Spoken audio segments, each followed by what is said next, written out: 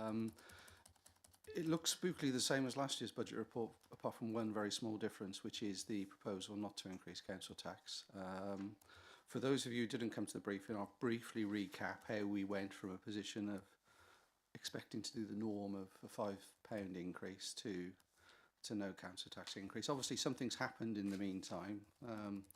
Something called local government reorganisation sort of hoved into view.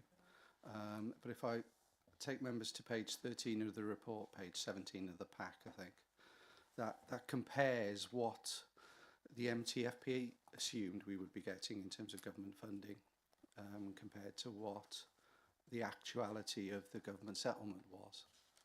Now, the government settlement,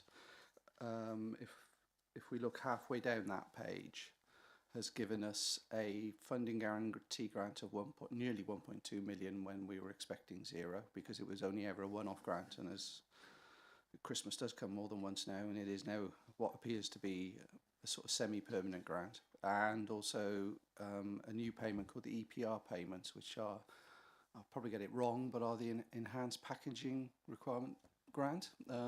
Almost right, I'm sure. And that is an unring-fence grant that all councils will be getting from this financial year. So those two things together mean that we have 1.9 million more funding than we thought we were going to receive. Just to take a little bit off us, the government also decided to end Rural Services Delivery Grant, which was £300,000 for us, £8.5 million for Herefordshire Council, so don't know what position that's left them in, but that certainly came from left field. Nobody expected that. But the net position is we are roughly, well, we're exactly 1.6 million pound better off than we thought we were. So given that context and given all the other things that are happening in local government at the minute, we have no need currently to raise council tax to fund a future that in all likelihood we won't have.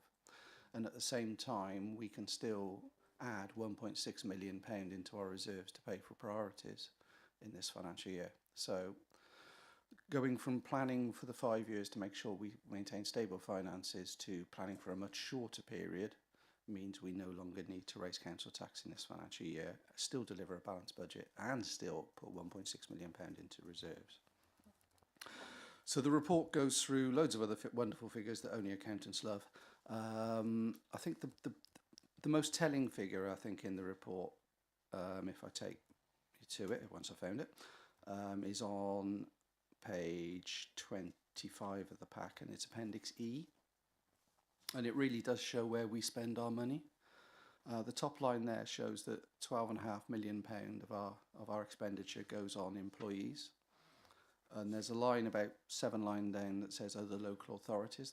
That's largely employees as well, because that's what we pay for Vic Allison, who isn't here tonight, and all the other employees of largely Wychavon, who are employed in shared services. You add those two figures together, and you've got 17 million on employees' costs out of a gross expenditure of 35 million, which sounds about like half, doesn't it?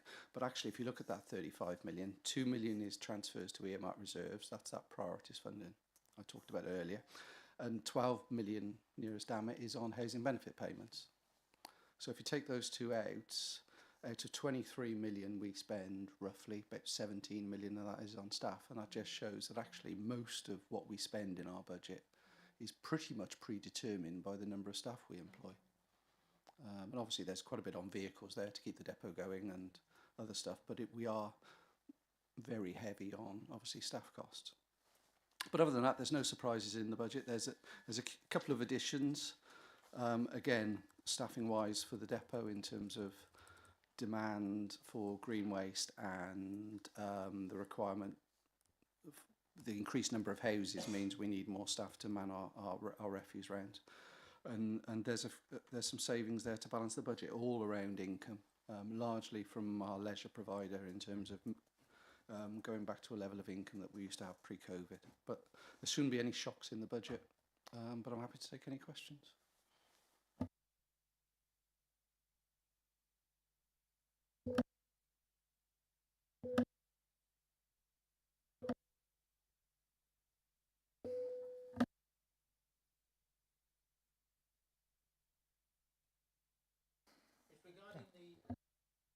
net expenditure of plan. Oh, here we go. Planning and infrastructure. I notice that there's a considerable reduction of 905,000 down to 807,000. Development control 195 down to 150. Any reason for that? That's on. You've got it, have you? Page 19, Appendix D. Just happened to notice there seemed to be a great reduction in that, and I just wondered what the reason was. That's fine. It's actually an increase on development control, goes up from 150 to 195. If you look at the left column is last year. Yeah, you have. Don't worry about it though. Obviously, those are net expenditures. There will be, if you think of what goes into planning, there will be an awful lot of staff cost, but there's also an awful lot of income. So quite often that net position there can look quite small, but actually does hide a lot of, as I've said, cost and income. But it has actually gone up. But yeah. Except for drainage.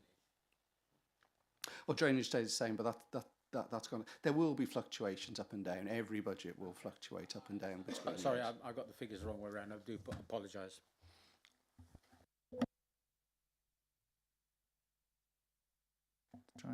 There we go. Thanks, John, for asking that, because I would have got that completely wrong as well. Andrew.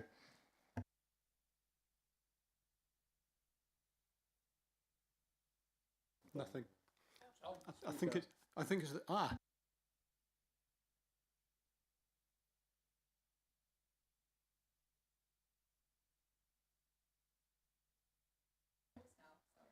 Okay, is that working now? Thank you.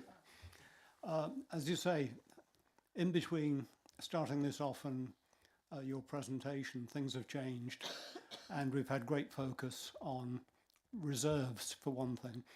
At some point, will you be restructuring these proposals or this display to account for the fact that we run up to what, April 28, and I'm assuming that from your document that we wish to have at least, say, 3 million in reserves at the end. There will be a restructuring of reserves going down. We've been talking about the possibility of spreading things back to the district, but this will give us a completely different structure, and it will raise all sorts of problems. We've already talked about the resource problem that we might have over the next 3 years, because staff will naturally want to look out for themselves, and that's absolutely right. So we may be forced to use agency or consultancies, and we need strategies for that to actually fill the gaps to still provide the services. I wondered if you've got any thoughts on that. Thank you. Seems to be a bit of a lag on the microphones. Obviously, we will need to look at next year's medium-term financial plan in the light of what will change, but I would expect an awful lot to change between now and then. You think the medium-term financial plan we would normally do in November time. We may, probably thinking out loud, we may push it slightly back in the calendar. And yeah, council will have to then take a view on what money it currently has in reserves and what would be a sensible level to maintain in reserves to see us through whatever that period is, that 2-year period. But we will pick that up in the MTFP next year. As far as this budget goes, I would say this, wouldn't I? But this is a perfectly good budget. It's a balanced budget. It enables us to make sensible decisions over the next 2.5 years, however long that period may be.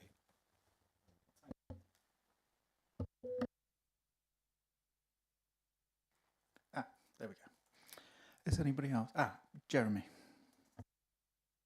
Just to follow up on that point as well, one of the things from a staffing perspective is there is a little bit of an overlap between what we would do and what county do, but we do provide different services. So when we talk about a lot of our staff are providing services that will still be required under a unitary. So an old boss of mine said to me, every time there's a restructure, the first thought is this is me going to go. The reality is this is me possibly going to get a promotion. So what I'd love us to do is to try and make sure that the good services that have been delivered by this council are valued by Unitary going forward, and the staff's role feel that theirs is going forward. From a capital reserves perspective, we will obviously be coming to council with hopefully some programs that will say this is how we want all councillors to be involved in determining what we want to spend our money and what we want to invest the council money in going forward, and I expect to see that coming in the next couple of months.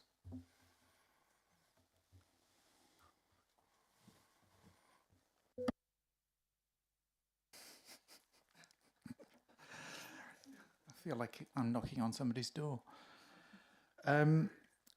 Just one obvious point that I'd like to make, that this will preclude employing new staff because we won't be able to offer them a long-term contract because we won't be an employer for very long.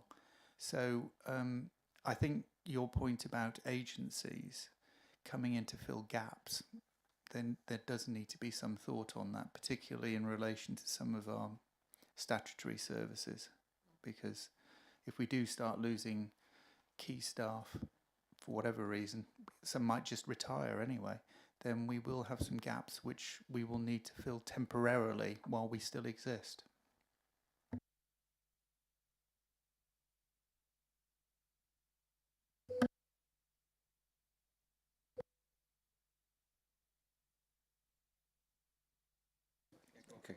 Okay, I think, yeah, we're a long way away, aren't we? I think some of us are old enough, we've been here before. What needs to be borne in mind is all staff are protected under TUPE. So Jeremy's dead right. 99% of the staff will probably carry on doing the same job on April the 1st, whatever day it was, as opposed to what they do in Malvern Hills District Council. All the staff at the depot will. Everybody who does a front-facing service probably will. And as a management team, we're very clear with our staff. It is a massive opportunity for quite a few people to finally get rid of the dead wood above them and see a promotion or see a different life, particularly in the accounts department. We undoubtedly will. It's different to previous reorganisations where perhaps when Hereford and Worcester split, staff could leave to go to other councils. The good thing about this predicament we're in now is in many ways a lot of our neighbouring councils are in exactly the same place, so they won't be able to poach staff off us, or there isn't a better place across the border because the same thing's happening to them. Undoubtedly staff will want to leave, but also there's probably the counter that quite a few staff may want to hang on just in case there's something better on offer, or who knows what might be on offer. But we've got time to manage that, and obviously if there are gaps we will need to look to fill those, but I don't see, unless there's massive uncertainty, I think the worst thing that can happen is uncertainty. We need a definite date. We need to know where we're heading to. As long as that happens, I think the majority of the staff will be fine.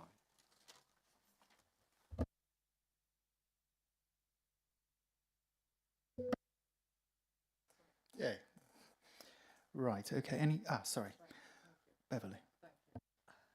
Thank you so much. Thank you.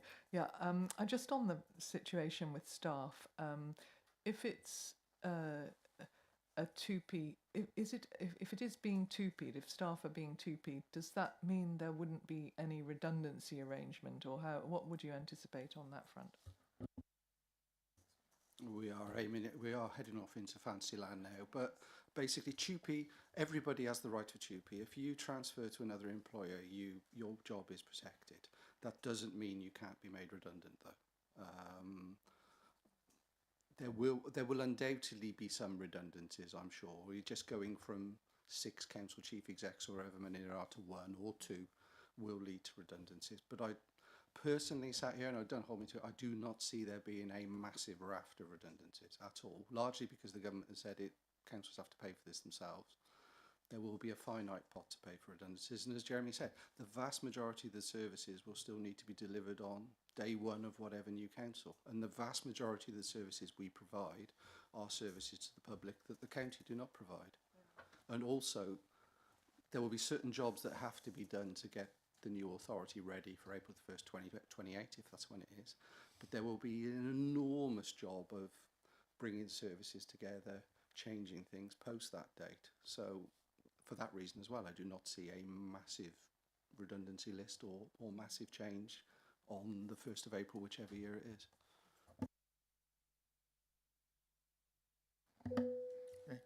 Right. Thank you. Is that it for that particular item? Okay. Quarterly performance report, and it's Andy again. Yeah, I only agreed to come to these if I can do two in one go. Again, a report in the usual format. Performance is spookily quite similar to what it was before. There's 3 or 4 reds. What's also on here tonight is the is it annual? I can't remember if it's annual or biannual now. It's so exciting. It's annual, isn't it? The annual survey of our residents. As always, there's always a health warning on the survey of our residents, although we get a lot of people respond, far more than we used to before we offered a gift. It does tend to be one particular sort of cohort of our population, and in many ways it's just a can opener. All it does is give you some interesting snippets. Quite often, if we were minded, either as officers or members, or to get into the detail of what really that's telling us, we'd probably need to do further surveys to really understand what are in some areas quite headline figures.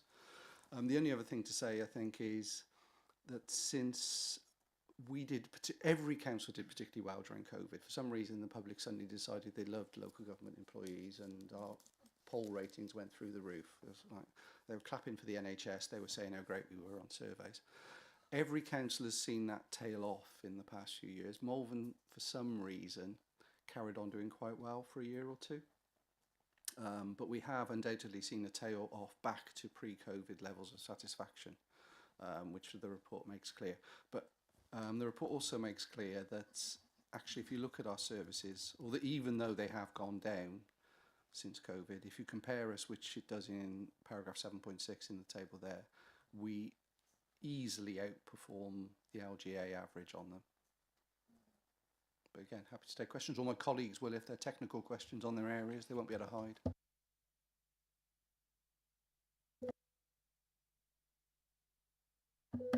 There we go. Councillor John. Thank you, Chair. You worked the microphone too, I think. Well done. I didn't touch it. Well, that's very helpful, what Andy's just said, because that did sort of address the question that I wanted to ask about, which really was what looks like a fall in satisfaction with the council. It's -3%, and some months a little worse than that. But does it, to be constructive about this, does it suggest that we should do more to keep informing our public about what we're doing? Because that's how I interpreted the statistics before your commentary, was that it perhaps reflected the fact that we weren't issuing as many, sort of information sheets and explanations of what we're doing. Thank you. Well done. It's a bit spooky when the person next to you puts your microphone on for you. Yes, I think the answer to that is. I think we can always do more, and we should always aim to do more. I don't think, even if we did, well, let's start again, sorry. Yes, we should always do more, and I think it's incumbent upon all of us to try and do more.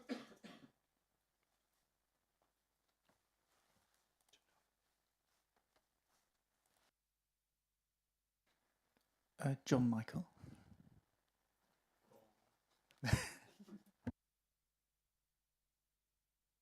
It's just, here we go again. It's just a matter of interest. On 7.6, when you got the LGA average, are we comparing apples with apples here? Is MHDC being compared with similar district councillors, or is it a global thing? So it can get distorted the more types of councils that are available. I just wonder how it's constructed.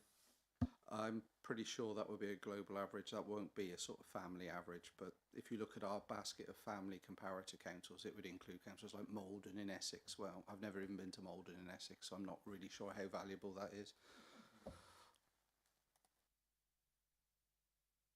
I thought, I'm not even going to press my button. I must say, if you actually look at the percentage of satisfaction of Malvern Hills above LGA, I think that we actually need a pat on our back, because I mean, it is a lot. I mean, you're looking at 10% more on the satisfaction as to where we live, and sort of, well, if you go all the way down the list, you know, that there is quite a vast difference. So I really feel that Malvern Hills should have a pat on their back.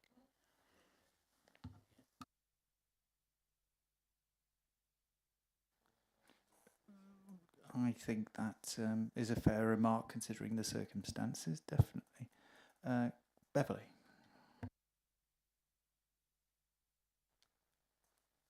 Mine is rather specific, and it's mostly here because Simon Smith has joined us this evening. I don't know if I could just ask about page 41 and regarding the objective on economic growth through increased provision of suitable commercial premises, and just whether there's been any update on the Phase 6 development viability report for the Science Park.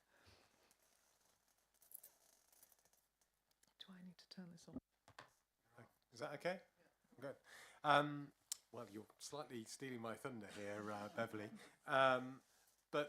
So yeah, the indicator is based on our sort of overall offering in terms of industrial workspace, and obviously, funnily enough, there is a launch of the Worcestershire Commercial Property Report tomorrow morning, an update. So we'll find out the latest facts and figures on that. But we know that we've had a shortage of workspace availability across Malvern Hills, so that's obviously something we are keen to see improve and increase, and I'm glad to say that that has been going in the right direction for the last couple of years or so, and obviously colleagues in the planning team are also looking at lots of new sites for employment land and things in the SWDPR as well.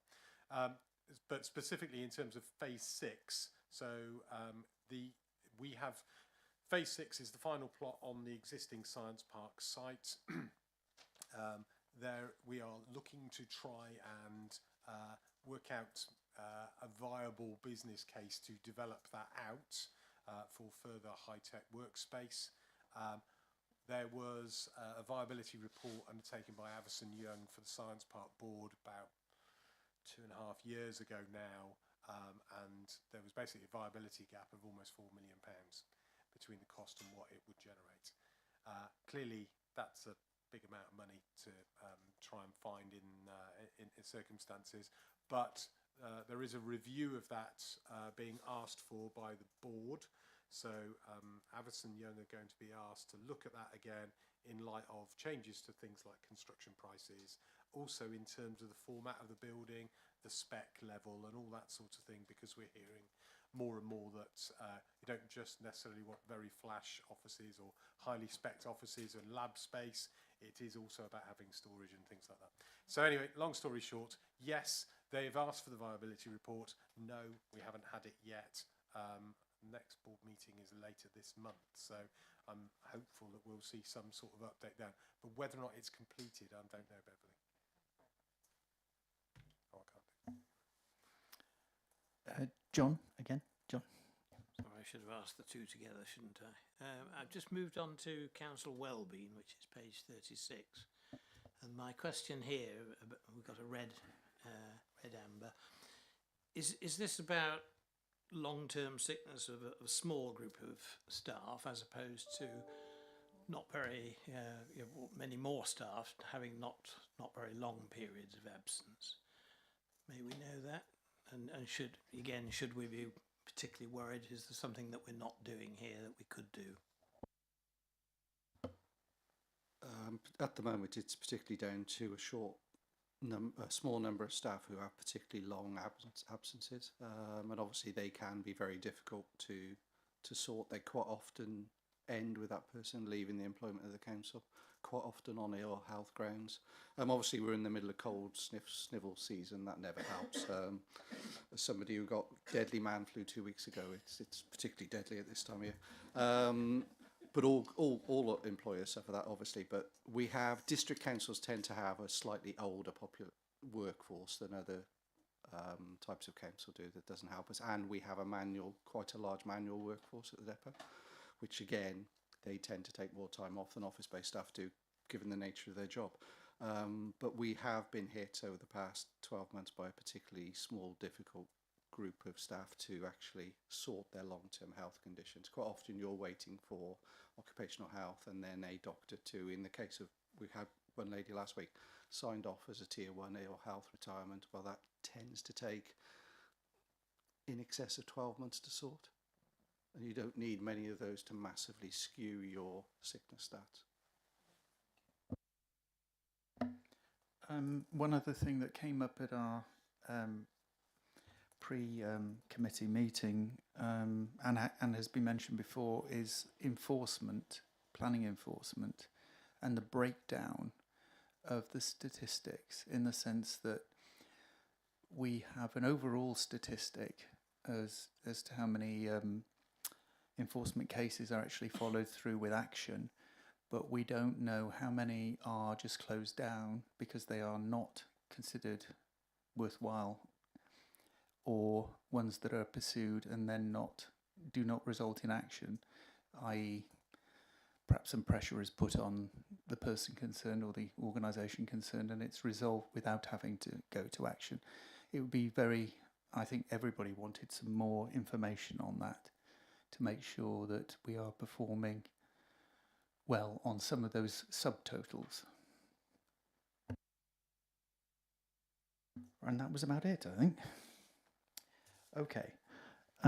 Next, it's tackling empty homes. This is something that we asked to be brought to committee, and Jen Taylor is here, and so is Rachel.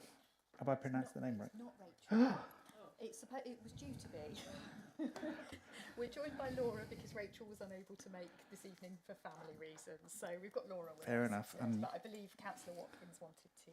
Absolutely. Sorry, I couldn't see Yeah, no, Rachel because she's not here. she's not here. Right, fine. Okay, Jen. As Jen, I will open if that's okay. So very, very confusing because we're both called Jenny, which is difficult. Thank you. I just wanted to say a few words in opening of this as your new portfolio holder for housing, and the first time I've been to Overview and Scrutiny in this capacity. And as I'm seeing this report through its democratic process, I'm really keen to hear your feedback. So I will pass over to Jen and to Laura, who've joined us this evening and have done an incredible amount of work on the report. But I just wanted to set the scene in the context of, as a previous Overview and Scrutiny member who was very keen to see some work done around empty homes. I want to reassure you that empty homes is absolutely a priority within the housing portfolio and the proposals that you'll see coming through the new council plan. It isn't the only priority in housing, and they do interlink. There are other priorities around temporary accommodation and maximising affordable housing, but empty homes is certainly a key piece, and why I was very keen to push through what might look like quite a basic report, but I think if you read and understand that it's a set of proposals of the work that we want to do on empty homes, but that do require adequate resourcing for us to do it properly, and to do it properly within the time frames that we've now got left available to us. So, as I say, I'm following this through the democratic process, hoping to get more input and feedback, and just really your sign-off to suggest that we're heading in the right direction. It went to PDP a couple of weeks ago, and we got some positive feedback from members that input there. But yeah, so I just wanted to offer those thoughts and reflections as your new portfolio holder. I look forward to the debate, and I will pass over to Jen and Laura if there's something more on the content they wish to add. Thank you, Jenny. So I won't go into any detail through the paper because I'll assume you've read it, but I just wanted, I think, probably just to draw your attention to a couple of elements of it. I think, firstly, it's really important to say that tackling empty homes is not a statutory requirement of the council. However, it has a really big impact on our communities for two reasons. Firstly, because as you know, in your own wards, it has a physical and environmental impact on the local neighbourhood, but it's also a wasted resource. We all know we've got a number of people on our housing register who could very well use the properties that are standing empty currently.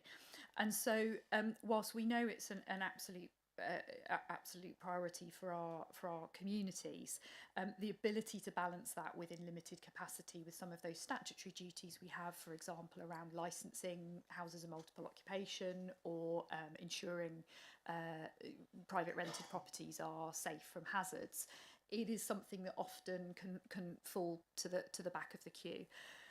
So hopefully in this paper what we've done is just to set out what we do as a basic reactive response to reports.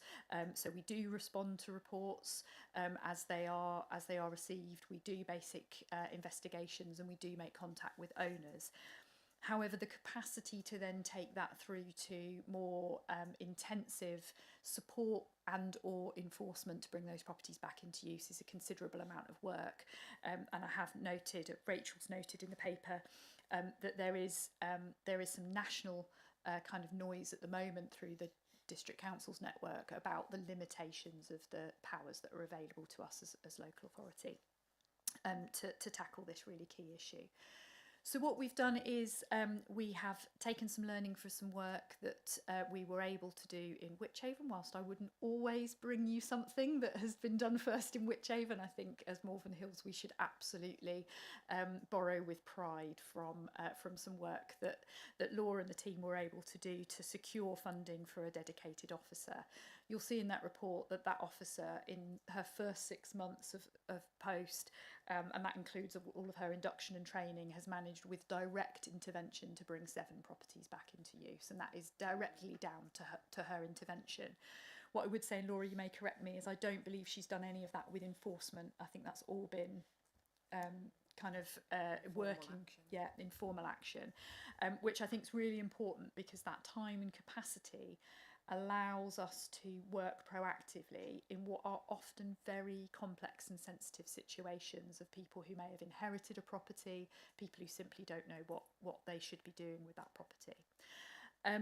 So our proposal is, and we're bringing that forward, you will see when I know we've got a special ONS meeting to look at the future council plan, and then it will come through to council.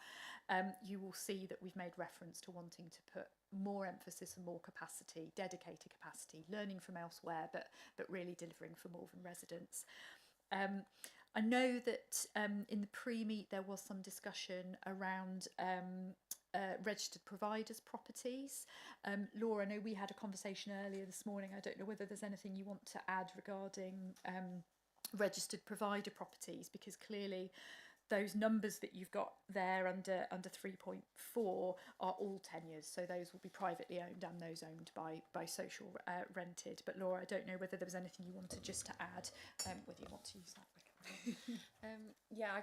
What we're doing at the moment is really making sure our data is really accurate. We're building our database of empty homes and breaking down what tenure they are and also where they are as well, so we can really target our resources. In terms of empty homes in social housing, yes, they're still subject to all the same regulations and compliance that private properties are, unless they've got a valid exemption, which is not fit for habitation, for example. In terms of social housing properties that you may notice that might be empty, often they are shared ownership properties that are just on the market waiting to be sold, or they are voids with major works that need doing to the properties in order to let them out again. And sometimes, in some cases, we do see housing associations disposing of properties if the cost of the work is so high that it's not sort of financially viable for them. So that's just a few examples of reasons why social properties might be empty, but it's not obviously in their interest to have properties void and empty. So we're really keen to increase our resource around this area and know our data and know the best way in which to tackle those properties. Thanks, Laura. So I think that's all we wanted to add to the paper, but we'd be really happy to take questions and obviously really welcome the committee's views on our proposals. Beverly first. Okay, thank you. Thanks so much. Really interesting paper. Thank you very much for bringing it forward to the team, officer team, and to our portfolio holder. Just a question, Jen. You said that within the first 6 months you'd managed to bring in Wychhaven 7 properties back into use. I just wasn't sure I'd fully understood the chart on page 50 and wondered if you could explain it a little more to us, because it's really got a lot of useful figures in it. Over 5 years, it says Q23 natural movement back into use 7. Is that the 7? No, it isn't, is it? The 7 you're referring is the 7 in the bottom right-hand corner. Would you mind just talking us through that chart a little bit? Thank you. Yeah, of course, no problem. So probably part of the background, just before we talk you through that, is that what we do see is that number is a constant churn, because it's taken from council tax data, and it is a constant churn of those that have been empty, brought back, and most of the time that churn is happening in the 6 months to 2 years. So you'll see there's natural movement of over 200 within 2 quarters in that 6 months to 2 years, and that's largely because they are properties that are in probate that are waiting for that to go through. So there's quite a lot of churn in there. So the first row is, as at the end of Q3, we had on our record in Wychhaven 747 properties split across those. During Q2 and Q3, there had been a change. That had been a change from Q2 of 301. So that was kind of all happening without any of our intervention whatsoever. So that just shows you that kind of natural movement. Our Empty Homes Officer, Anne-Marie, completed 70 site visits during those 2 quarters. She got a very high mileage mileage claim. She's been out and about in Wychhaven to look at 70 of those, and her direct intervention is the bottom row, where her direct intervention saw them taken off that register. So 6 of those, which is really incredible, those longer term empties, which have the biggest impact on local communities. Complimentary. Thank you. Thanks so much for explaining that. I just wondered, of the 7 then, which, as you say, is a really notable result, what kind of interventions were required, what kind of conversations, and what changed the mind of the owners who'd obviously had those houses, 6 of which were empty for over 5 years? Thank you.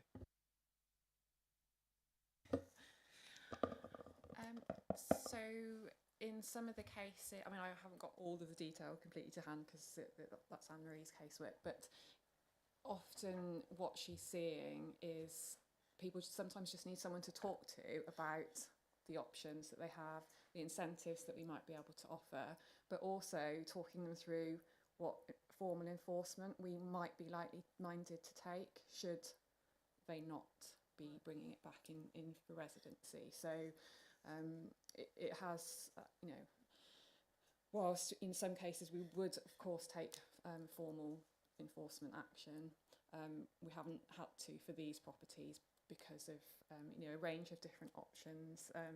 There's tax benefits that people can take advantage of. There is incentives and grants that we can bring. In some cases we're looking at whether the council might want to lease the properties and then use it for temporary accommodation, perhaps for homeless households, which also gives people a bit of assurance that someone else is taking on the responsibility of managing the property. So sometimes it really just is that sort of advice and talking through what options and actions there are. So just to add, the other thing that just from having the conversation with the Empty Homes Officer, is one of the other things she's done in one particular case is just really nag a solicitor.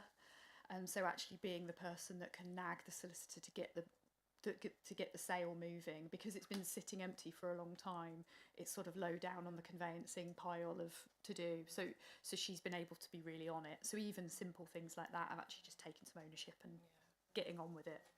Yeah. Barbara. Thank you very much. You're next.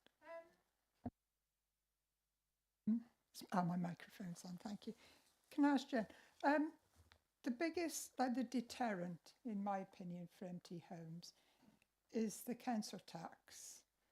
Because if a private landlord has suddenly found a house, one of their houses empty, they have to pay in Malvern Hills 1 month after that house. I think they have a 1 month grace in Malvern Hills. Hereford, there's no grace at all. You pay council tax from day one. And I believe about a few full council meetings ago that we agreed that I think after a property is left empty for 12 months, and then the council tax, does it go up 1.5 times or twice? Something like that. So that's obviously the biggest, like the deterrent. If social housing, if they have any empty properties, do they have to pay the same as a private landlord and they have to pay the tax? Now, is this actually implemented?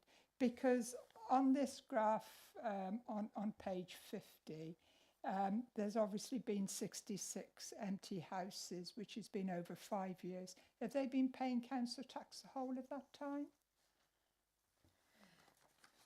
So the answer to the first question is yes, social landlords are liable for the same premium. Obviously, there are exemptions to that premium for any property owner, so I can't guarantee that they're not also exempt. And also, so firstly, that 66 is just to clarify for Wychavon, because that's the but similarly your point, we wouldn't know from that round number whether or not they have been paying the premium council tax for that time. We'd have to go into the data and work it all through.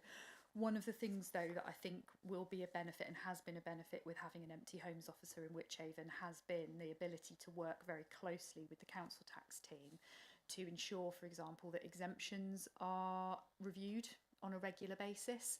So obviously some people will have an exemption from paying the premium, even if their property is empty, for a number of reasons. For example, if they're in care, in a care home or something like that. The ability to have some emphasis and focus on that is not just beneficial for the housing team, but also for our revenues and benefits team as well, to make sure those exemptions are properly reviewed. And there's a focus on it to make sure we're using that lever that you're absolutely right is a really good deterrent. So we need to be making sure we're getting the most out of it. David.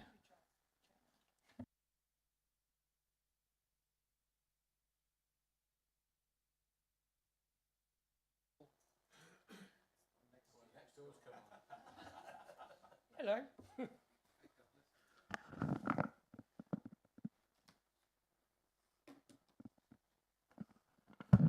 Not a problem. Yes, a couple of questions if I can. I'm not on this committee, fortunately, sometimes, unfortunately at others. Your table that you've got there at page 50 under paragraph 5 for Wychavon, when is it likely that there's going to be a corresponding table for Malvern Hills? Please. That's question 1. I'll let you answer that one first. Yes, so I would hope that we would be able to complete that within 6 months of being able to recruit an officer. So we've earmarked funding for the next financial year to recruit to a dedicated post. That's our current proposal. So we would recruit as soon as we could. Given that we've got a lot of the kind of processes and procedures in place from Wychavon, we would expect that individual as soon as we appointed them to be able to hit the ground running. So we would be able to, I would say within the year we would be delivering that kind of result. Thank you. My second question is a little bit more complicated, and Barbara's asked it, part of it anyway for me, about social housing and council tax. It worries me a little bit, this. Now, I have to declare an interest because I have a property which I rent out, which has been, everybody knows about it, I don't keep it a secret. When my last tenants were there, it was trashed. And that is what happens with a good proportion of these properties, as the chairman will no doubt tell you as well, because he used to be in the property game, but he's no longer there. And mine was out of action for 4 months, but you only get 1 month free, which is fine, apart from it's expensive, because you've got to pay for the renovation and you've got to pay council tax. One of the properties that I have in my area had been empty for about 8 years.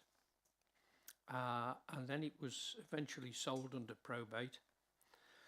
And within 2 days of it being transferred to them, the department which runs out of Pershore to collect and validate council tax and what have you, were jumping down them like a ton of bricks to pay their council tax.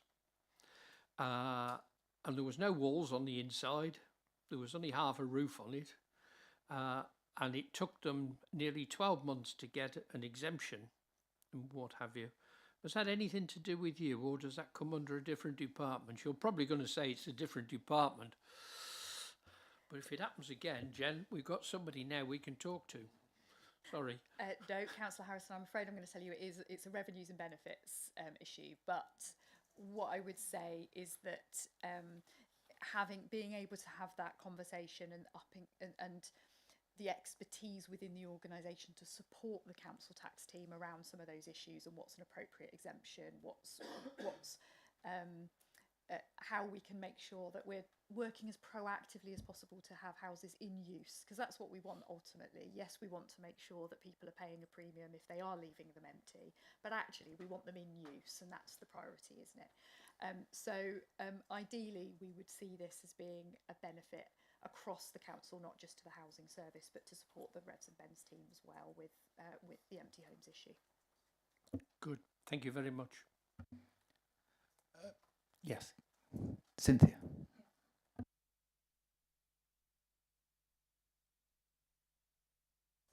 That's it. Right.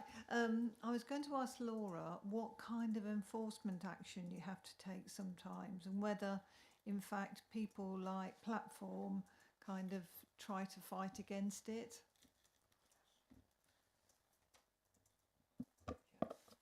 Yeah, I mean, there's a range of different enforcement options that we can take, and obviously I wouldn't be right to go into that to detail today, but in terms of private sector properties, compulsory purchase is an option. There is also enforced sale procedures and empty dwelling management orders, which can be on an interim basis or a more permanent final basis. So there's a range of different options in terms of enforcement that we can take. There are also powers that we have around dangerous and dilapidated buildings and structures, and also unsecured properties and things like vermin and sort of how unsightly some of these properties can be. So our strategy that we would propose to be developing for Malvern Hills as well would set out all of the different options and powers and duties powers that we have in terms of enforcement. The difficulty with the sort of more formal enforcement, I suppose, is it's complex, it's lengthy, there can be significant cost to the public purse, so it has to really be demonstrated that the acquisition would be in the public interest, and there has to be a very detailed business case to support the financial spend. You can imagine if the council purchased a property and it was in a really bad state of repair, it could cost tens, hundreds of thousands, couldn't it? So yes, there's a range of options that we can take. In terms of social rented properties, we meet very regularly with housing providers that work across Malvern Hills district. If we get any reports of empty homes that are social housing providers, we will obviously be discussing that with them. I think if you are aware of empty homes that are in the social sector in your areas, then obviously make sure that we're informed about those so that we can tackle those directly. But yeah, as I said earlier, it's not in the financial interest of housing associations to have properties empty, and there is usually a very good reason why they are empty. They might be waiting to be sold, or they might be in a really bad state of disrepair, or they might be looking to dispose of those properties because of the works required to bring them up to standard. So if I can provide some assurance that we do liaise with housing associations on a regular basis, and we are tackling those issues with them. Having said that, with additional resource that we are trying to secure, we could really upscale what we're doing around that challenge. I just thought it was worth adding, so Laura's set out quite a lot of the enforcement options that we have through the Housing Act and through that sort of legislation. One of the other things that we do as a team is work very closely with our partners at WRS, particularly around some of the kind of nuisance element of it. So actually, if they have powers available to them that are more useful to use, then they can do that, but also planning enforcement as well. So planning enforcement also have powers available to them. So we will, depending on the case, we will have a conversation with others to say, actually, we don't think we've got the powers to do something here, but perhaps you might, and can we work together to make sure we get the right result? So yeah, that's just another aspect to share with you. I've left my comments till last because you're right. I'm concerned about this, very concerned. I think this is a chink in our armour as a council here. I am very surprised that we haven't got an empty homes officer here, and Witchhaven have, because I don't remember being offered the opportunity to have one. And I think this council would definitely have had one by now. And we have some very, very prominent listed buildings and prominent dangerous buildings in our area which need attention, and which the same pressure that you've managed to very successfully put on people that own them in Witchhaven should have been done by now in Malvern, in Great Malvern particularly as well. We all know where they are. And you're saying you're recruiting a senior private sector housing officer. Is that going to be an empty homes officer? No, that's in addition. So that's a current vacancy within the service. So the service, we don't currently have a manager of the private sector housing team. It's been a vacancy for a little while. There's a national shortage of environmental health officers, sadly. So it would be in addition to that post. Okay, I just wanted to clear up. Beverly. Thank you. Very much to echo your comments, Chair. It clearly is a big issue in Great Malvern. Our residents are very exercised by empty buildings, especially where they're listed and they consider that they have architectural merit. I wanted to ask Laura, as we have you here this evening, and very welcome, I just wondered, you mentioned the issue of unsightliness of buildings, and I have requested, and no doubt others here too, officers to go out and check whether a building qualifies as unsightly for action. And I've always been told no, they haven't. So I wondered, what is the threshold for unsightliness, and is it a fixed threshold or is it a subjective one? Because my residents very much disagree with our analysis of unsightliness. Thank you. Yeah, I'm good. Oh, it's fine. I mean, without sort of sounding like saying it's another department, that's a planning issue. We do work closely with planning on that, but it comes under the Town and Country Planning Act. There's also legislation around the Public Health Act and the Building Act that we would work with key departments within the council with. But it has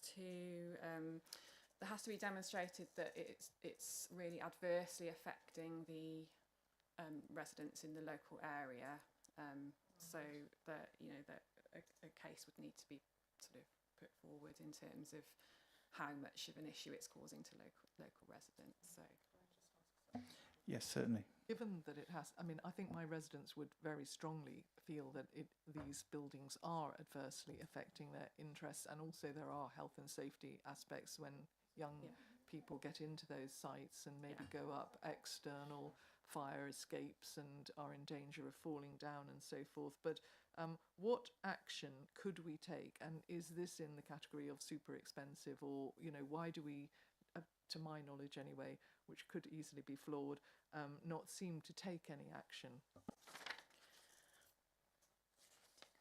Because I've had a couple of those cases.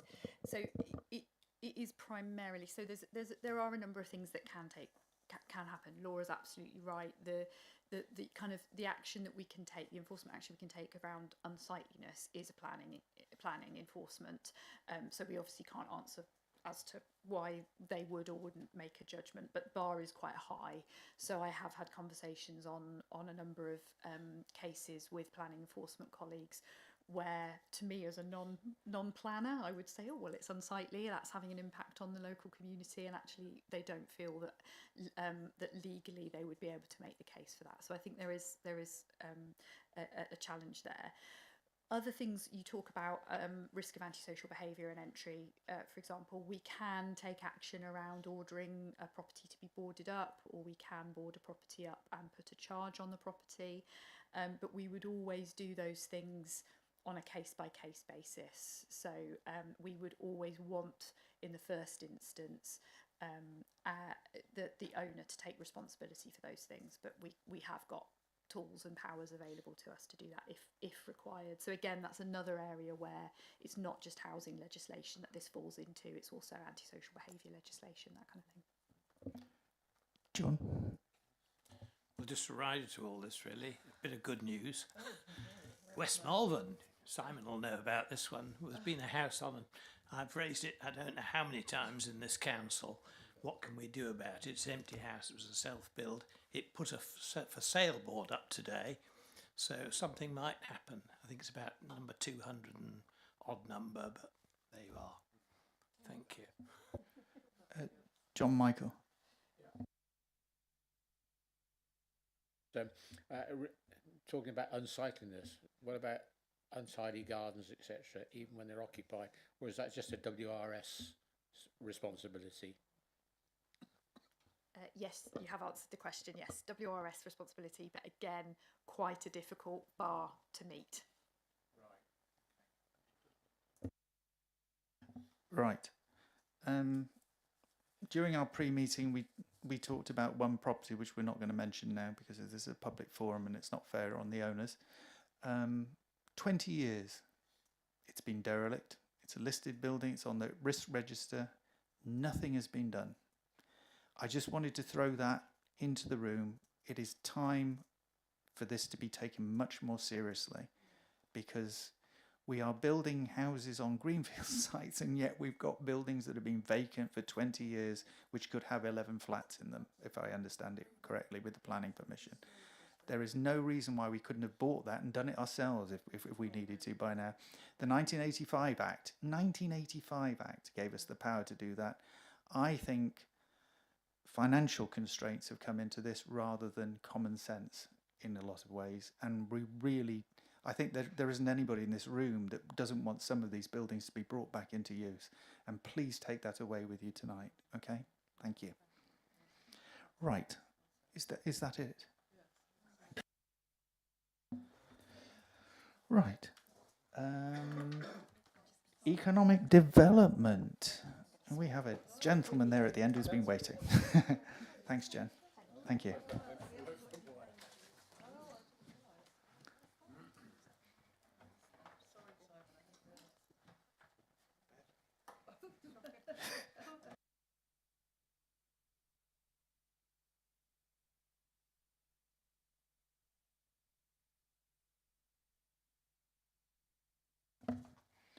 Of course, the entire plan was worked out in a cafe while I was eating my breakfast the other day. I noticed that it was all being done then.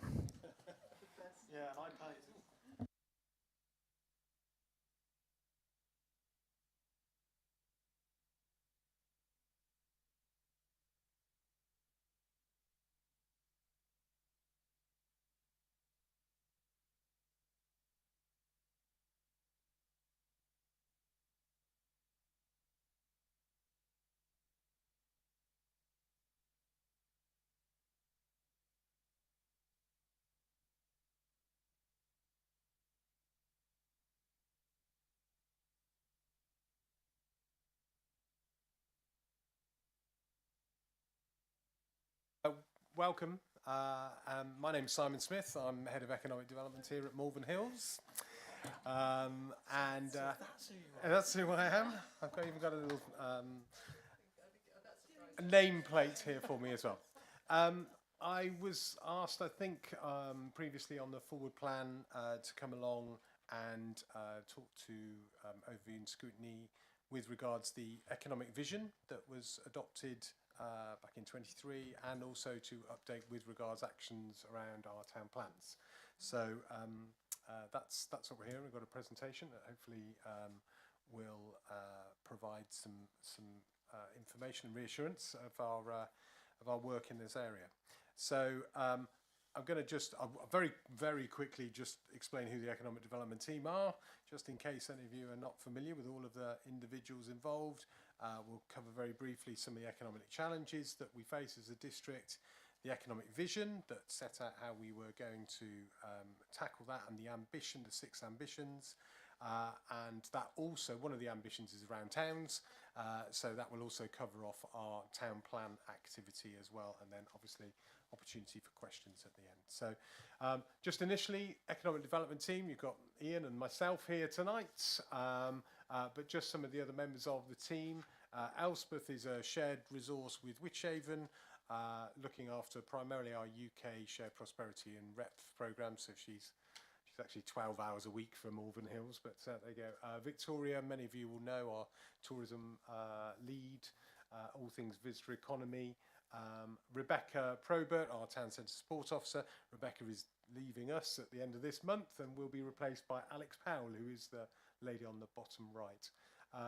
Joel Keller is our part-time. He leads on our business support activities, a lot of our grant programmes and the like. Alison Neal is our departmental support a couple of days a week. And Georgia Britton, who works across the team, economic development and tourism. And is just starting a degree apprenticeship in digital marketing for us as well, with the council. We've also, there is someone missing off there, and that's Sophie Jackson, who is on maternity leave at the moment until January of next year. So just very quickly, the sorts of challenges that the district faces.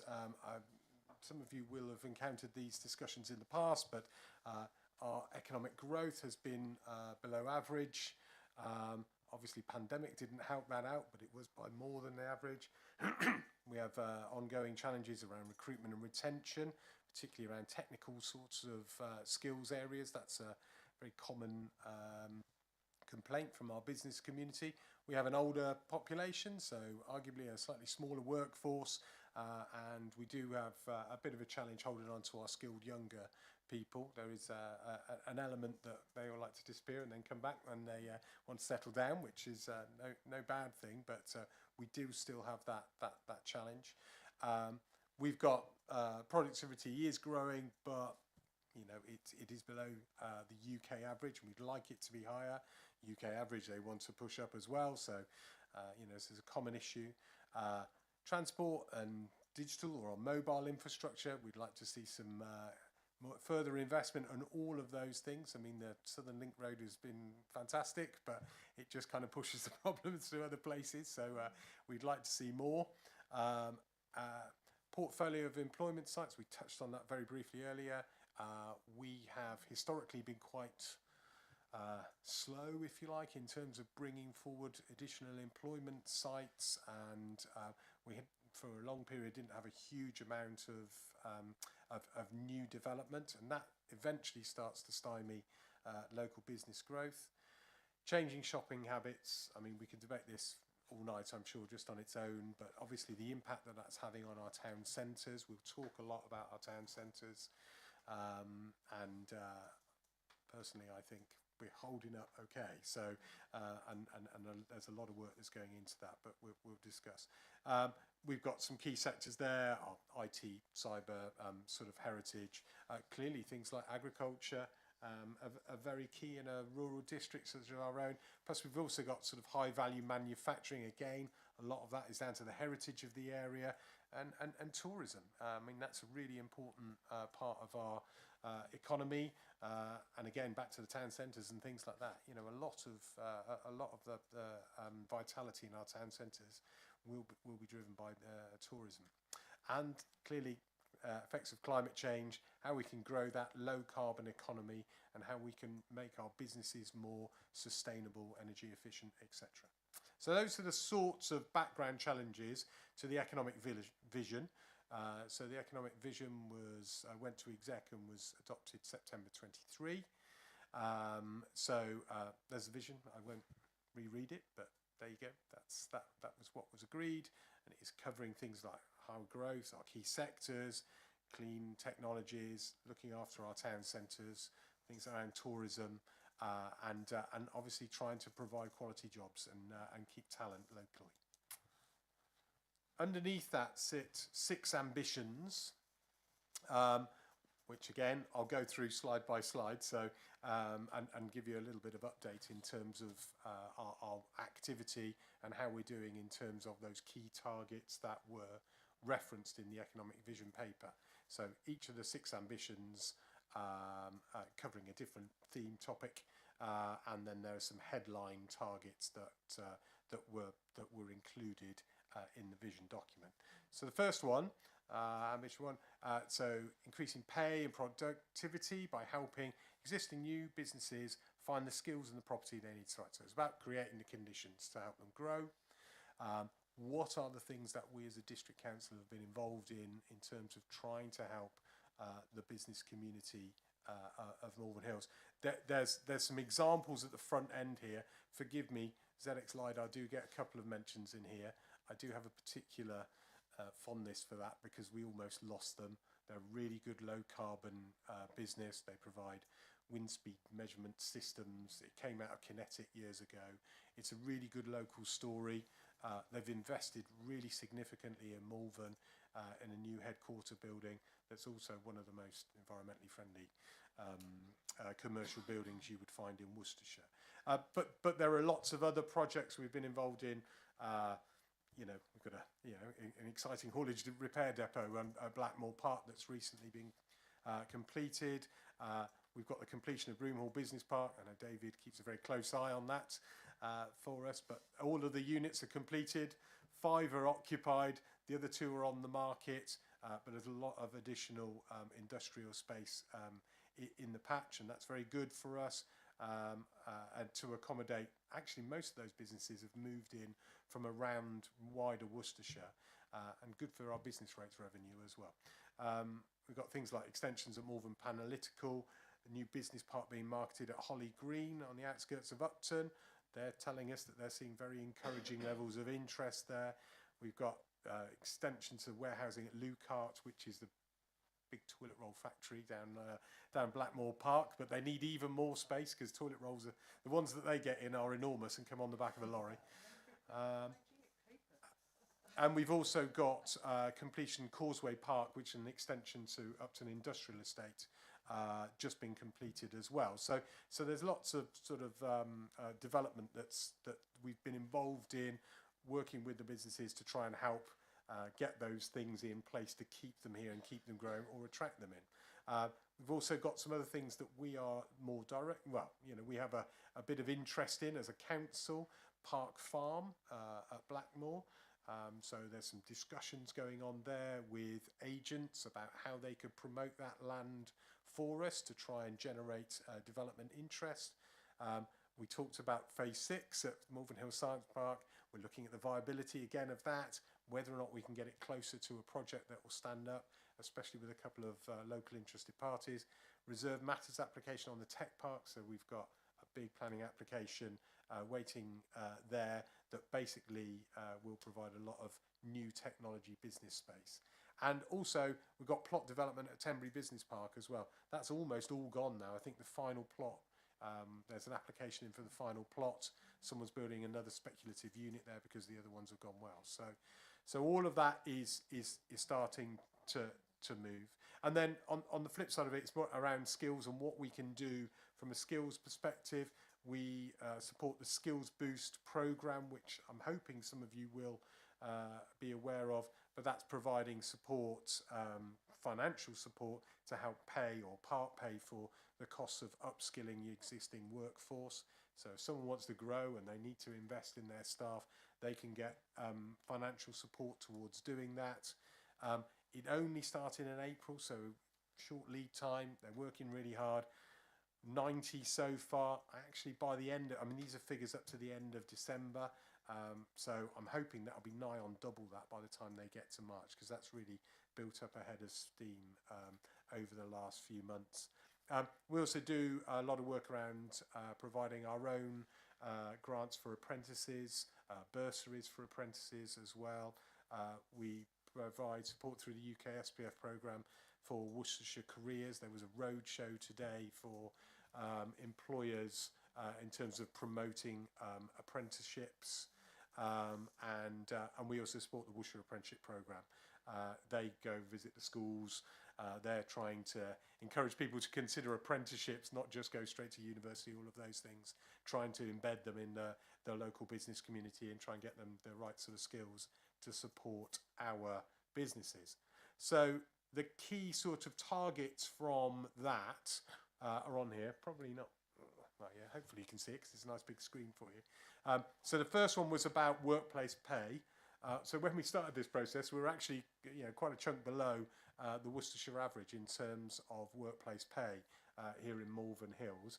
I'm pleased to say actually that's crept up quite significantly over the last couple of years, and our average workplace pay has now gone up above the Worcestershire average. So maybe we need to revisit that and have a look at more stretch. But at the time, that was that we were below based on the figures that we had. The next one is around trying to increase the proportion of our workforce in higher skills employment. That's done through the annual, I think it's through the annual population survey, and then they derive different sort of employment categories from that. But unfortunately, the next data set, we're not going to get a new data set on that until later on in the year, April. And then the last one is around productivity and looking to grow that year on year. Again, there's a bit of a time lag on GVA data. So the latest data is 2022. From our perspective, it's about the trend and having a decent upward trend and trying to make sure that we see that start to go up over and above certainly the Worcestershire average, I'd like to hope. Whether or not we'll hit the UK, I don't know. But at the moment, that is going in the right direction. It's a pretty small sort of percentage increase at the moment, but I think that we are hoping that we will start to see that increase further, particularly as we attract new employers and that sort of thing. That's part of that. Okay. So I mentioned two towns, about strengthening our existing towns, encouraging people to use them, support them. We obviously did some separate work on that back in 2021. There was a big consultation exercise with residents, businesses, visitors, all sorts, and 5 town plans were developed. So we did distinct plans for Malvern Link and Barnard's Green because in the past they felt that they weren't being given the interest that they should. So 5 plans adopted, and that sets out a kind of a vision for those towns, a number of opportunities and activities for all partners to try and coalesce around and try and work on, and a number of common themes came out that. Those town plans have been, we've been working on those as a team, as a council for the last 2.5 years now, and actually that there's been the economy panel have extensively looked at those town plans over that period as well, and then former Chair Martin Allen was very, very keen to get into the detail on those. So just again, I will try and be brief, but some overview activity around different themes. So we do operate a town centre support scheme. So we try and support new businesses, improvements to shop fronts, and investment to help new businesses into the high street. You can see some figures there in terms of recipients across Malvern, Barnard's Green, the Link, Tenbury and Upton. We've done a lot of work around refurbishing street furniture or replacing it. A lot of work around signage, road signage, pedestrian signage, finger posts, all of that sort of thing. Obviously, as a council, you'll all be aware we've refurbished a lot of the toilets across the district. We've just got Edith Walk, I think, next year in the pipeline. We were heavily involved in the application around Malvern Theatres. Malvern Theatres is a key driver for footfall and activity in Great Malvern Town Centre, particularly from a hospitality perspective.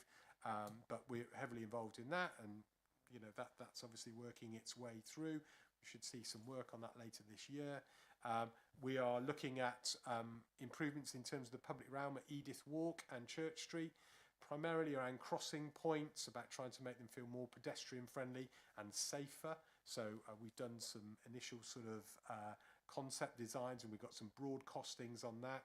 We've had a long discussion with the County Council recently about trying to get their buy-in and support for those two particular projects. Supporting the Priory, they've got big plans. They've got a lot of work that's required to the Priory, plus they're talking about a visitor centre there.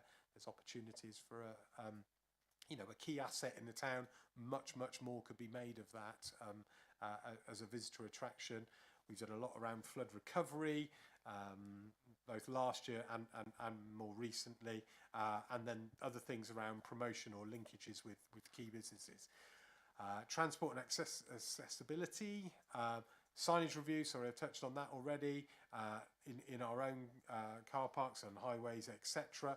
We've launched an e-bike to work scheme. We've got the charging points across all of the towns now in terms of our car parks. We've got the active travel officer who we support through the UK SPF programme, who is trying to work on, change of habits and encouragement around active travel, cycling, walking, etc. Street tag, that's been covered via that. Installation of things like cycle racks and cycle hoops and the infrastructure that's necessary to try and improve that. Support the trial closure of Waterside in Upton, that's now been formalised or being formalised by the county. And we've also done accessibility audits across all of our town centres in terms of trying to improve their accessibility for people with disabilities. And we're working on things that were within our gift, be there, I don't know, changes to signage, yellow lines, drop curbs, whatever it may be, on our own sort of car parks or public toilets or parks or whatever it may be.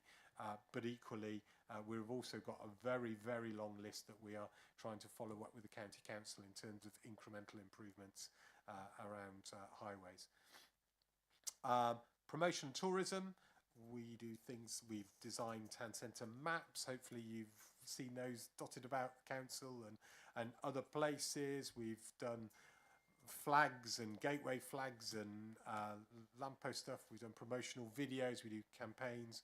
We've done town centre trails, Airbnb in terms of trying to work out who is where and how we can target and promote the area.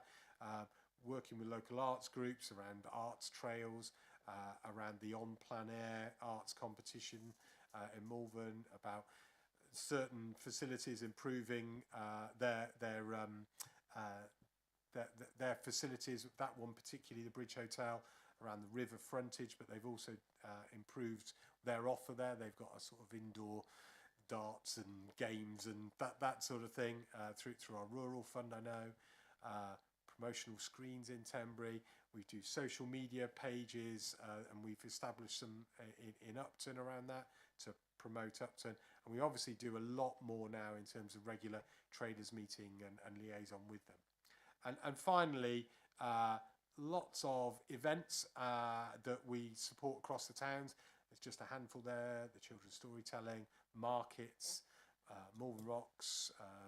We provide grants and funding to a number of the festivals dotted around the district, be it the Jazz Festival or the Folk, or Tenbury through the Regal. They did a folk festival this year, an opera festival. So we support a number of those different activities to drive footfall into the town centres.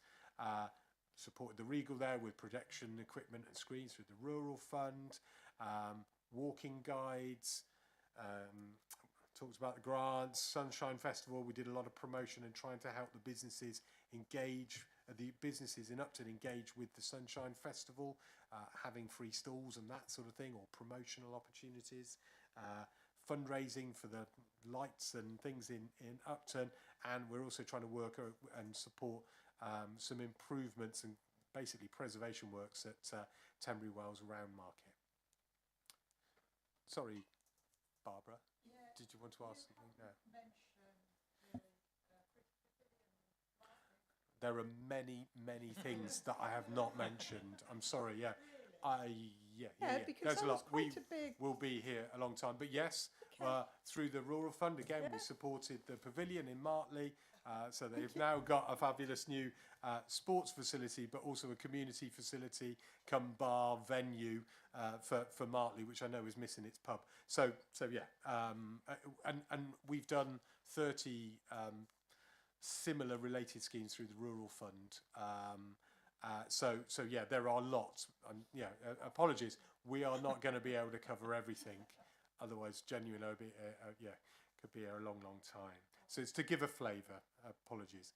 And this bit is a bit focused around town centres, to be fair. But so anyway, the sort of future activity. So across all the towns, obviously, it's about PR. It's about improving visitor information.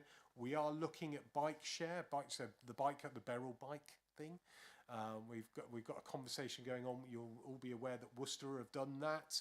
We're trying to see whether or not there is any opportunity to try and effectively act as a satellite in some shape or form. It doesn't really stack up for Malvern on its own because it's just too small and the ongoing costs are too much. But we're having a go with that, and we'll see where we end up. We'll continue with our town centre support grants, and particularly targeting empty shops. Obviously, Tenbury flood defences, particularly key for our traders. It's tough in Tenbury, and I'll talk about that in a little bit. But we will continue to battle away for some sort of defences of some description up there. I know there is still a big scheme, but it's a very expensive big scheme. But we do need something to try and protect the traders there, because it's difficult for them repeatedly flooding. And the first things first, we need a new wall. But there you go. Regal Theatre as well. We want to, it's a great attraction in Tenbury. What more can we do to try and promote what they're doing there, to try and make that more financially sustainable, and really to grow the audience for that and encourage people in. And we've got a really good working relationship with them, and the Round Market as well. I touched on. We're trying to work with that. It's a grade 2-star listed building, and it really needs a bit of love and a bit of new life into it in terms of use. Upton, we are trying to work on the moorings and also linkages through to Upton Lake development, which again, hopefully you're aware of, the big new sand and gravel pit and the lake. Fortunately, the landowners there are looking at it from a commercial perspective and are trying to determine how they can make something of that, manage that so that it brings visitors into Upton. It's a pretty unique facility. Well, it's a rare facility, should we say, when it comes off. Lots of water sport options there.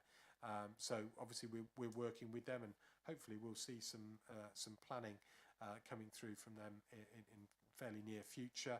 And obviously Waterside as well. What can we do? We've done the closure, but how can we bring forward some improvements and use of the Waterside to make that buzz and to provide, it's a riverside town. We should really be making as much as we possibly can of that space in Upton. Great Malvern, Edith Walk toilets, that's coming. The Church Street and Edith Walk schemes that I talked about, we'll work with the county to try and bring those forward to a stage, get some detailed designs, and hopefully assemble a funding package that will enable us to do those. We've got some digital information kiosk coming soon. And then this one's a bit of a thorny subject, but the delivery office here in Great Malvern. It's obviously been there a long time. It's proving very difficult nowadays because the delivery vans are there for a long time in the morning. We've yes. They're on double yellows and in parking bays and the like.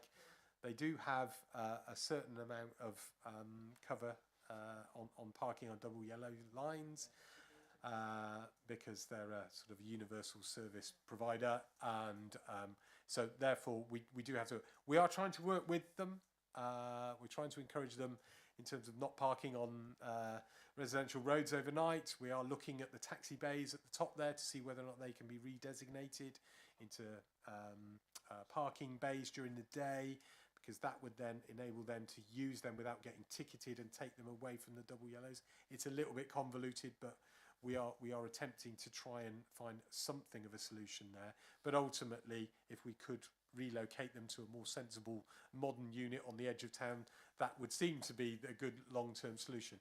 Unfortunately, they don't really see it like that and are in no particular hurry to vacate unless they are provided something shiny and new and at a quite high spec without having to pay for it.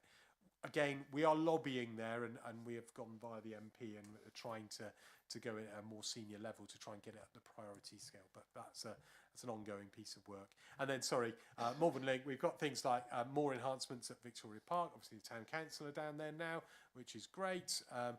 There's some more work to be done in Victoria Park, and there's a skate park proposal. There is some discussion about the traffic priority at the crossroads there and whether or not that can be improved to help the flow of traffic. That was Martin, Councillor Allen had kind of suggested that, and we have asked whether or not it could be looked at. It's just changing the right turn lane. At the moment, when you approach the traffic lights headed towards the hills, you sit in stationary traffic for anyone turning right, but then it turns left. So I think the suggestion is that you all of the ongoing traffic goes in the left-hand lane at the lights and goes straight on, so only right turn. But there you go. They're going to have a look at it. We'll see whether or not it gets anywhere. Barnard's Green, one of the big things we'd like to do is replace that ugly freestanding ATM with at least something that looks nice. We appreciate you've got to have an ATM. People still do need some cash, but it's a pretty horrible thing there. I know the chances of them not being there are slim, but there you go. And also very keen on events in Barnard's Green, and that's quite challenging in terms of the spaces you've got to work with there. But we'll continue with that. So in terms of the ambition, and I will try and get on with some of this. Footfall. So you can see. So probably the chart at the top. So that's our total sort of footfall. We've got an ambition about trying to get back to those sort of pre-COVID, pre-pandemic levels. Now that's no mean feat, and I would say that not everyone is doing that. But if you look at the total, so the green at the top bar is our total for 2024 just completed, and the one at the bottom, the sort of blue, the darkish blue at the bottom of that total, is what they were achieving in 2019. So we're not far off, and it does differ depending on the town centre. So some are doing better than others in terms of comparison. But Upton, interesting. Upton is higher than it was in 2019. Now, that's interesting, and there'll be some debate about that, no doubt. But we are trying to use a consistent set of data. The data we get is from a system called Town Centre AI. They use mobile phone data, and that picks up how many people are active in certain defined town centre areas. So I think we've got to be careful not to look at the actual numbers. It's more about trends. So that are just it comes with a bit of a health warning, but that's the best tool that we've got in terms of monitoring this. In terms of vacancy rates as well across units, we'll give you a global sort of picture on that. Across all of the towns, it's currently, and this is based on January figures, 7.7% vacancy rate. The national average is about 14%, so great, that sounds good. But we'd like to get back to the sort of pre-COVID levels, which were 4.7. So we've got a bit of work to do there. We're still up above 2019. To be honest, It's not been helped lately by Tembury flooding. Unfortunately, we have had a raft of closures in Tembury, and we've had a little flurry of closures in Malvern as well, which hasn't helped. But we do know that we know that a number of those premises, people are in them now, refurbing them, they're going to move in. So the picture will change, and we keep going on that. So we do it every quarter. So we've got a big spreadsheet with all of the units in, and we'll do a survey every quarter, and we update that. Okay, next one, visitor economy. So again, we do a huge amount of work trying to support the visitor economy, raise awareness, attract people to the area. We've got there's some good confidence around that. I think post-COVID, Malvern's done okay of visitors. Certainly that's a lot of what we hear in our town centres from the traders. A lot of them are saying that it's visitors that help them. But you've got investment, 3 counties, they've just built a new hall, they're refurbing they've upgraded the camping site there. Obviously they've got the lodges, which they do tell us they are almost there in terms of starting to do. Obviously Malvern Theatres project, Great Malvern Priory going for, have been encouraged on a big HLF bid. You've got the Leisure Lake in Upton, Maddisfield Estate as well are putting a huge amount of money into their new farm hub development on the edge of Malvern. You know, there's going to be a big food and drink offer there, all locally sourced, locally grown, etc. So you know, and there are lots of other sites as well. And you know, these are just a sample, but there's a lot of investment going in that, and generally things like hotels are pretty good. Self-catering has been tougher this year, but hotel stays has been really quite good for Malvern Hills. I think self-catering is just one of those things. Post-COVID, it really peaked. We had a year or two where it was really high, and I think it's just sort of settling into a bit of a more normal level. You know, we've got the swim lake and all those sorts of things as well being developed across the patch. We've got a new regenerative tourism strategy coming your way. There's been lots of consultation on that, and hopefully that'll be at March exec. We've aligned ourselves with the Global Destination Sustainability Index to make sure that we're really driving those sort of sustainability improvements into tourism and going for this regenerative tourism approach. We've got lots of tourism business schemes that people can sign up for, and lots of marketing campaigns as well. We've got one coming up in London Paddington and the underground there. So again, back in the day, you used to see big posters about visiting Malvern. Well, it is very accessible on the train from London, so it's a great market, and it's something that we're really going to be pushing alongside other train stations, etc., bus screens. And we do an awful lot on social media. I hope you all visit the Malverns on your social media platforms, but we do try and make sure that we're regularly updating what's going on that.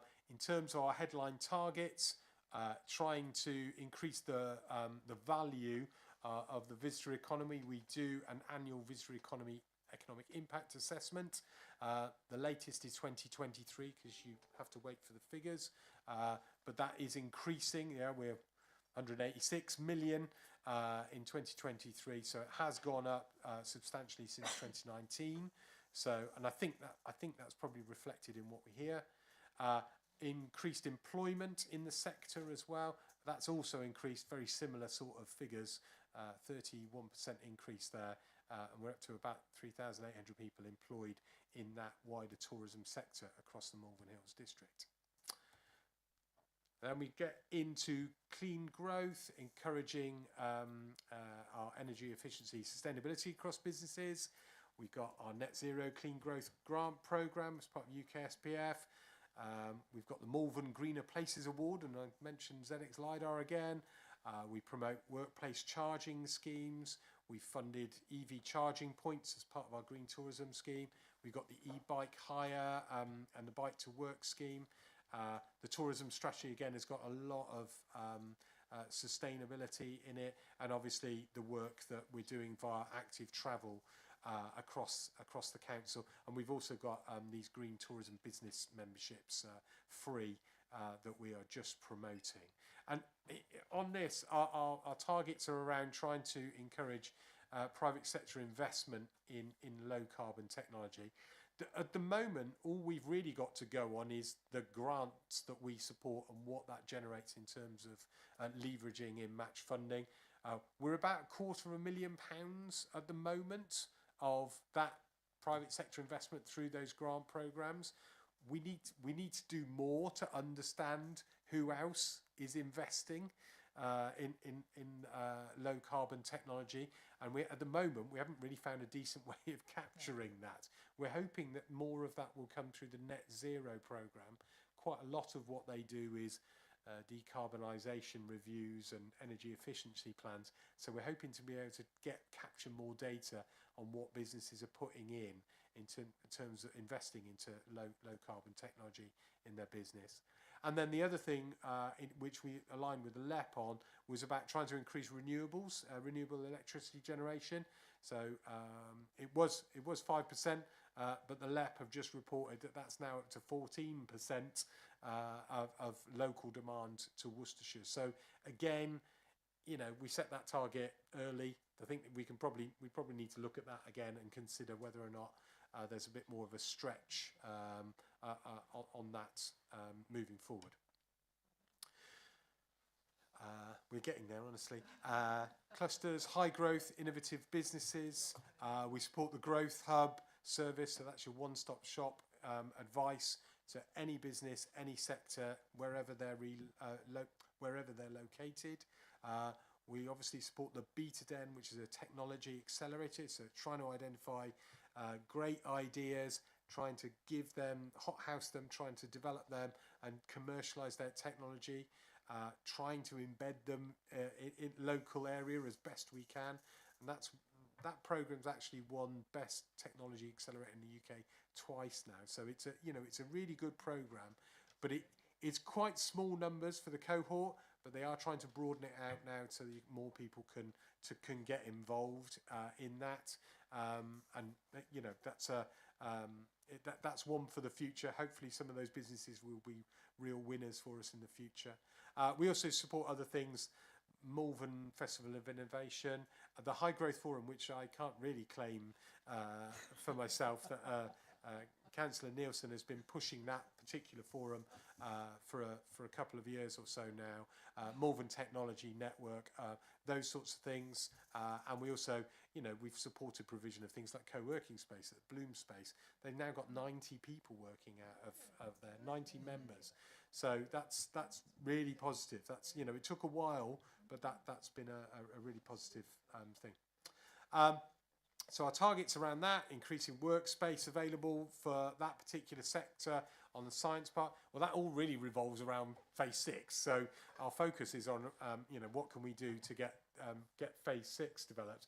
There is a chart there that just talks about industrial floor space, which I referred to earlier. We have seen a pretty decent increase in the amount of industrial floor space across Malvern Hills District, 14% increase. You know, it's over 300,000 square feet. So it's pretty reasonable amounts overall over that sort of period, and there's more in the pipeline.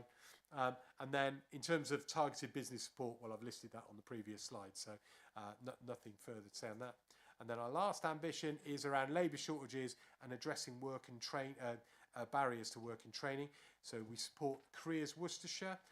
They provide all sorts of services for basically 18 to 24s particularly.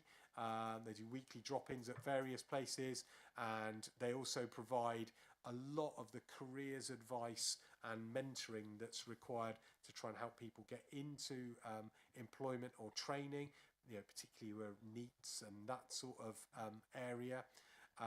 We also support Unity, Building Brighter Futures at the moment. So they've been doing a program. They're really the people who are furthest from employment. No age limitations on that. They work with the Malvern Town Football Club on a Thursday, which I know many of you will have heard of the community sessions there. They're a key player in that. They also provide in Upton, Tenbury. They've done in Suckley, Kemsey, I think they've done work in POIC as well. So they are out and about trying to offer that, a high level of intervention and hand-holding to get people into work and training. We support Primary STEM Challenge. So this is a thing that primary schools can enter. The county council do a bit, but then we add to that pot to try and extend that to more of our primary schools. They do workshops, and then there's a kind of a competition at the end. If they're lucky, they go on to that. But it's about promoting STEM activity to primary schools. We support Worcestershire apprenticeships, who are in all of our secondary schools regularly. They attend the sort of schools careers fairs. They provide employability skills, mock interviews, all of that sort of good stuff across the district. And we obviously provide our own upskilling grants and bursaries for apprentices. And our key targets around those are keeping that percentage of 18 to 24-year-olds who are unemployed at least 1% below the national average. Pleased to say we have managed to do that over the last couple of years. As you can see, we were a bit close in 2022, albeit below the GB average, but 1.4% below as at January of this year. So again, that is about having that targeted activity, trying to get those people into work. And then the other one is about supporting businesses to create 100 new apprentices by 2026. So we've got 95 of those supported since April 22 through our specific programs. So again, we're doing okay on that. There's a few more in the pipeline at the moment and the rest of the year. So there you go. Sorry to speed through that. But I was trying to cover a lot of ground, and I'm hoping that you will have noted some things. You'll have plenty of questions. I've got one quick question. But thank you, that was absolutely brilliant, and thank you for everything you're doing. Make a huge difference. Very small question. Will you be dramatically expanding the EV charger programme? Because that's going to be really important for attracting people into the town. So within our, this is interesting, and Andrew, I know, has inquired around this. Obviously, we have provided EV charger points on our car parks, and they're in all of our town centres, sorry. They're not in Malvern Link itself, they're in Link Top, and they're not in Barnard's Green, but obviously we've got them dotted about, and they're relatively good. And we were also involved in getting them installed at the Malvern Hills Science Park as well, and they're available for anyone to use. But I think there's a couple of things. I think we are reliant on the county in terms of on-street charging, and whenever I've asked any questions about that, I've never really got a clear answer about how they're going to tackle that or encourage that. And it is a shame, because we have people like Indra who are local, they provide EV charging points, and they were really keen a couple of years ago. They were desperate for sort of trial sites, and we did try and encourage them to talk to the county to try out some new on-street EV charging. It didn't go anywhere. I think the key thing for us moving forward is about the speed of the chargers. Because we've got the 7.4 kilowatt ones, and they're tick over, aren't they? They're not going to give you the whack of now. Yeah, there are various issues around that, but I think that's probably something that we need to consider, whether or not we provide bigger, more punchy EV chargers ourselves, or whether or not we let someone else come and provide them on our premises. I've got to say, when Andrew asked the question about this via the economy panel, a few months ago, and Andy was like, "Yes, we will look at it, but it wasn't immediate." So I think that's probably one of the things that's kind of in the background pipeline for the property guys to look at. But if I'm brutally honest with you, they're just going to be spread too thin on the ground with things like the theatres and other projects to do that.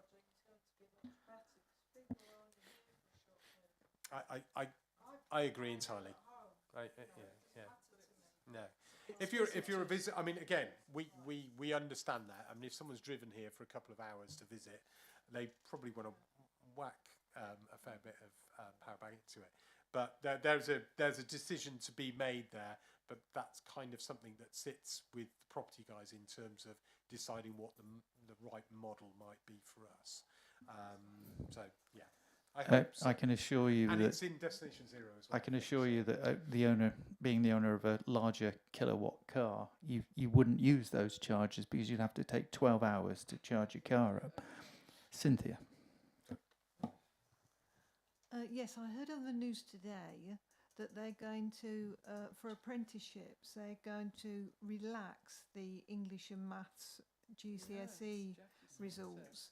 So do you think that'll help some around here? He's not heard anything about it. Possibly. Well, no. Sorry. I now know someone referred to it earlier, but I didn't realise where it had come from. Sorry. Yeah. I didn't realise it was an announcement today.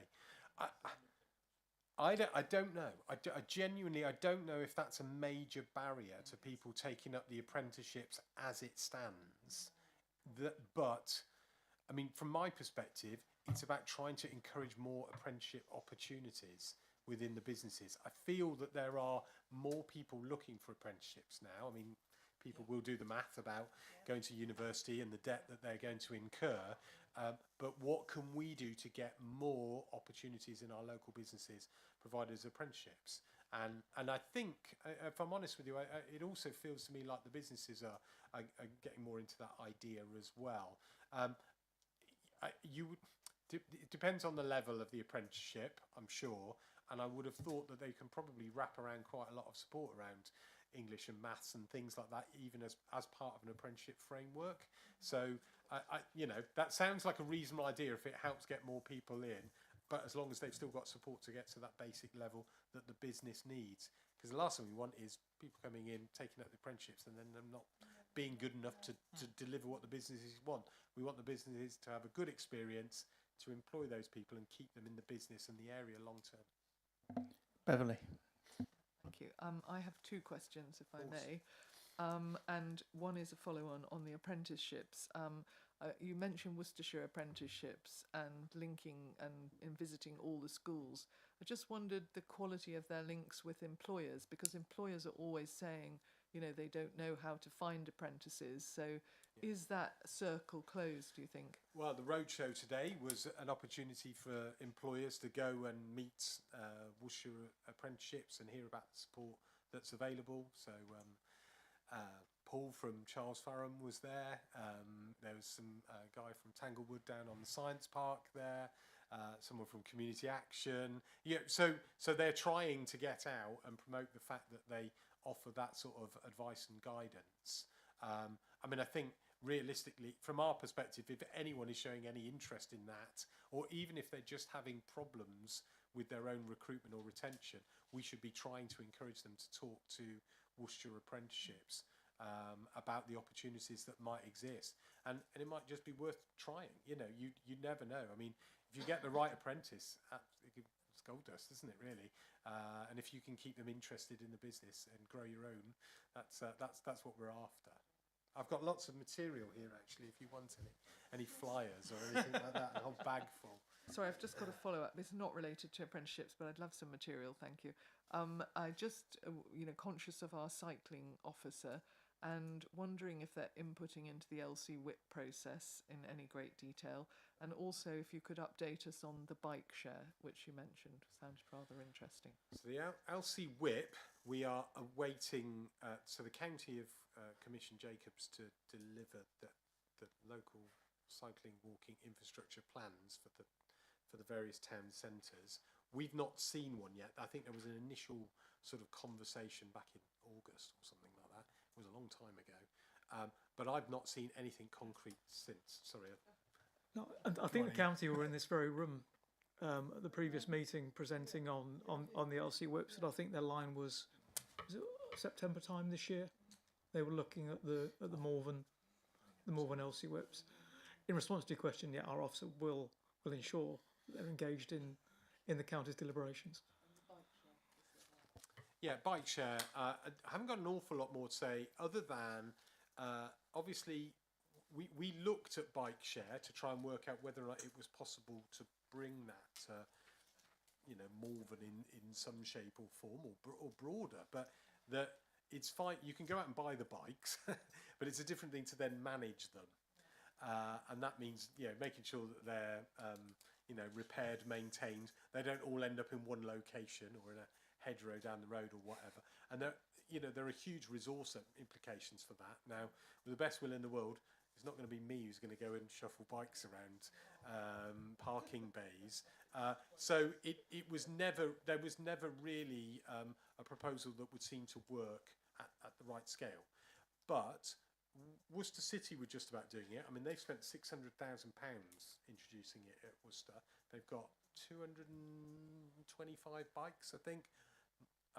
The vast majority of those are e-bikes, but they did the upfront investment, and then Beryl now maintain and manage that. And I think basically the way the model is working is the revenue that they get from those helps cover the ongoing management costs. Now that seems to make sense to me.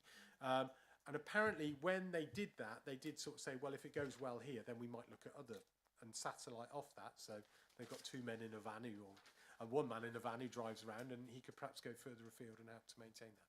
So we had a chat with Worcester City. We're going to have another chat with them with a view to possibly involving the county as well. Emily Barker, who I know was at the last meeting of Overview and Scrutiny, because I think she was interested in it for Malvern and other places. And I think the idea is to have a chat and say, well, okay, would you consider that? What would that proposal look like? And if there's a half sensible proposal, we would come back and share that with you. But it's quite early days yet. Thank you. Just a couple of points that I wanted to bring up. First of all, the University of Worcester is a great training organisation for career opportunities, medical and all kinds of other things, and we should have better links with that. I'm on the community forum there, and they don't have good links with councils, and I think they should do, because we should be pushing local people as much as possible to get the degrees that will give them permanent jobs. And let's face it, we need more doctors and nurses and physiotherapists around here. So that's one point. The other point was the children's facilities around Malvern are very spread out, to put it mildly, in terms of bowling alleys, ice rinks, things like that. Half the people in Malvern don't even know that we've got a bowling alley here. I would suggest that we advertise those so that people can get them on a circuit. Last but not least, when the county officers came here, I was very disturbed to hear that we cannot have a jump on, jump off bus service. If there's one place that's on a slope with 400 feet between Bellevue Terrace and the retail park, it's here. So we need a round robin bus service here where people can jump on, jump off and go to all of the different shopping areas. And anything that stands in the way of that is not in the way of, standing in the way of economic growth. I just wanted to bring those points up. Yeah, I agree. And actually, that came out very strongly in the town plan consultation, actually, 2-3 years ago, that having that sort of circular. And we used to have that. I can't remember the number now, 41 or 42. Anyway, we used to have that, but I'm afraid that was again, it's that classic thing. It was a commercial service, and it went by the wayside, and they developed another route. But yeah, I mean, I'd love to see something like that. But again, we are going to be reliant on the county to do the heavy lifting in terms of trying to promote and provide that sort of service. Or whatever succeeds us eventually, and in terms of a plan, we'll probably have more resources to be able to think about that. But what was just perturbing, I think everybody here in the room remembers, we were told that we couldn't have that because the commercial operators wouldn't be happy with it, which I found that was a bit of a block that really shouldn't be in our way, if you see what I mean. Anyway, thank you very much. And that was very comprehensive. Thank you very much for your very detailed presentation. Okay, let's move on. We going? Right, the next up is the council's forward plan. Has anybody got any comments on that going forward? We're obviously going to discuss things like this in greater detail when we know whether we've got a council going forward, which probably we'll find out within the next month or two, and our lifespan. Okay, we'll leave that one. And then obviously our overview and scrutiny work programme, you can see all of that in the agenda pack. Has anybody got any further comments on that, or would like to add anything to it? There are some things which are not on it, which will be because of previous meetings. We'll speak to people about that. I think that is the end. Well done, everybody. Thank you very much. Have a safe journey home.